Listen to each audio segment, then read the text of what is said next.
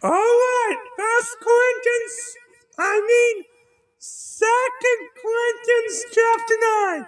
Second Corinthians chapter 9. If I said towards the end, see you next time for First Corinthians chapter 9, I meant see you next time for Second Corinthians chapter 9.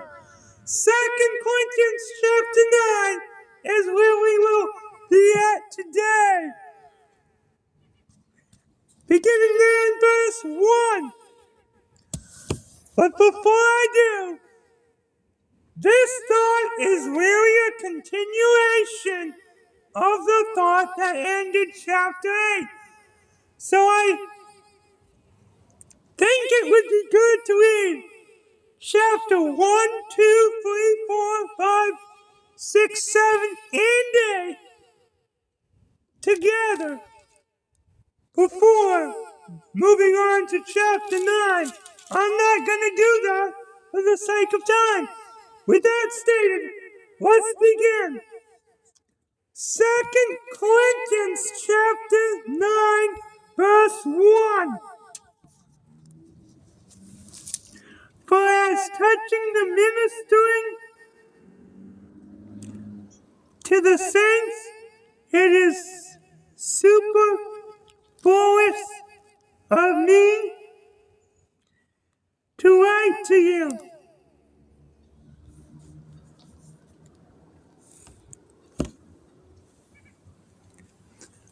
Verse 2, for I know the forwardness of your mind, for which I boast of you to them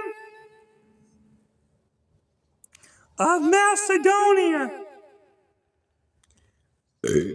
Excuse me, that was ready a year ago, and your zeal hath provoked very many. Verse 3,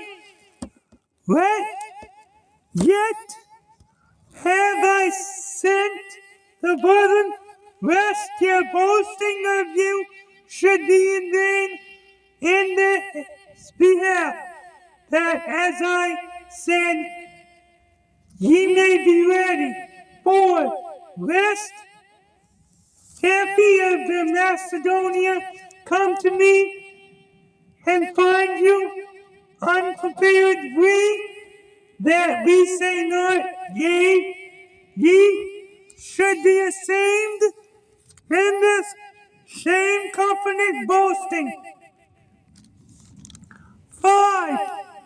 Therefore I thought it necessary to exhort the brethren that they would go before you unto you and make up beforehand your bounty, whereof ye had noticed before, that the same might be ready as a manner of bounty and not as of covetousness. 6.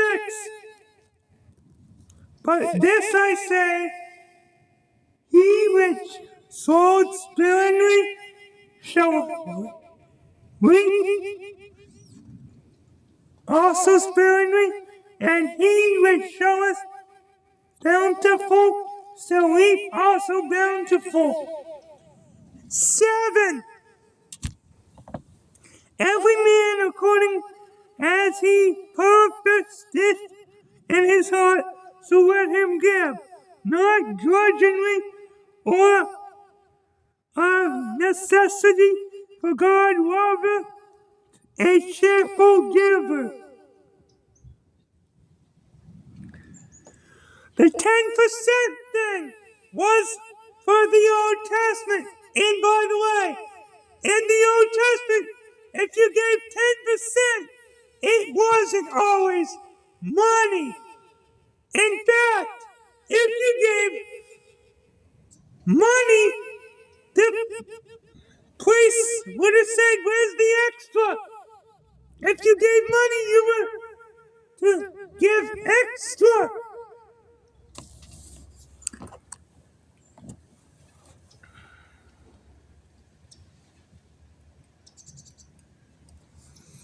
I think an extra 20%.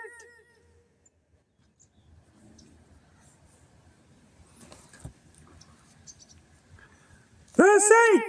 Now, if we wanted, we could give 10, 20, even $100 to the Lord. If we wanted to.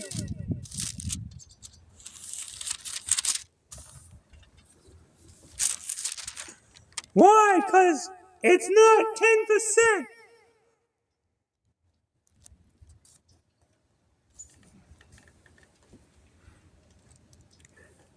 Anymore.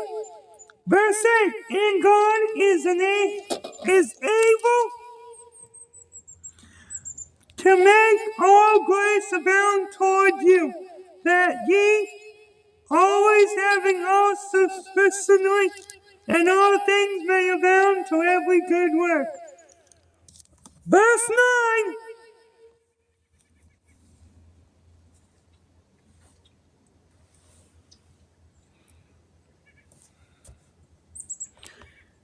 as it is written, he hath despaired abroad, he hath given to the poor, his righteousness remaineth forever. That's a quote from Psalms 112, verse 9. So we have to go over there. Keep your hand there. Yes, because we're coming right back after we read Psalms 112, verse 9. We're going to continue there in verse 10 of 2 Corinthians 9. But we're going over to Psalms 112, verse 9, because this is where verse 9 of 2 Corinthians 9 is quoted from.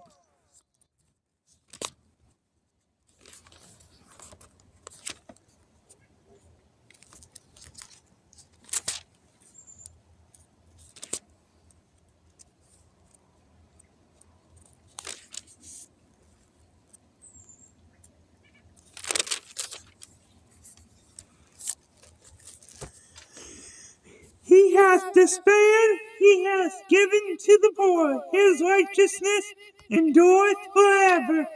His horn shall be exalted with honor. Back to 2 Corinthians chapter 9, verse 10.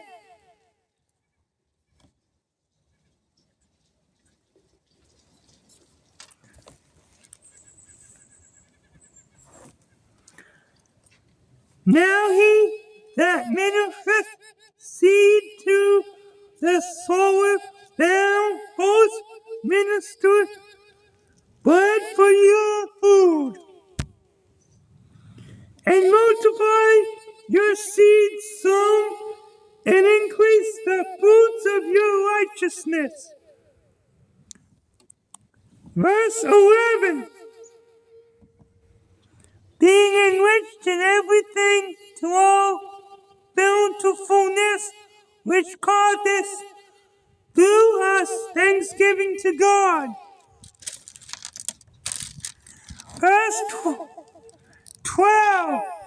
For the administration of the service not only supplieth the want of the saints, but is abundant also by many thanksgivings unto God. 13. Was by the experiment of this ministration they glorify God for your perfect subjection unto the gospel of Christ, and for your liberal disposition unto them and unto all men. 14.